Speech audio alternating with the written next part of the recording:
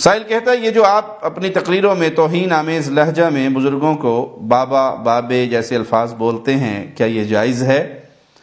کسی قبر میں لیٹے بزرگ نے تو یہ نہیں کہا کہ آ کر مجھے سجدہ کرو، یہ تو کرنے والوں کی غلطی ہے، بزرگ کا کیا قصور ہے؟ پیارے بھائی، یہ بات سچی ہے کہ قبروں پہ جو کچھ ہو رہا ہے مزار پرستی کی صورت میں، اس میں بزرگوں کا کوئی قصور نہیں ہے۔ یہ ان کی دکانداری ہے، یہ ان کا دھندا ہے، جو مجاور بن کر بیٹھے ہوئے ہیں، جو اس خانقاہی نظام کو چلا رہے ہیں۔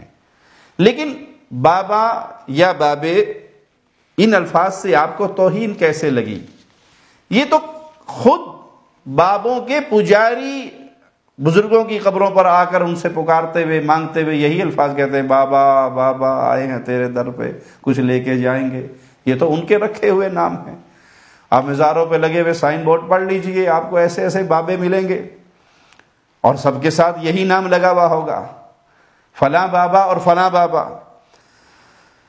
باقی یہ آپ نے بڑی عجیب بات کہی کہ کسی بزرگ نے تو نہیں کہا، وہ مرنے کے بعد کہہ بھی نہیں سکتا، اور کہہ بھی دے تو کوئی سن نہیں سکتا۔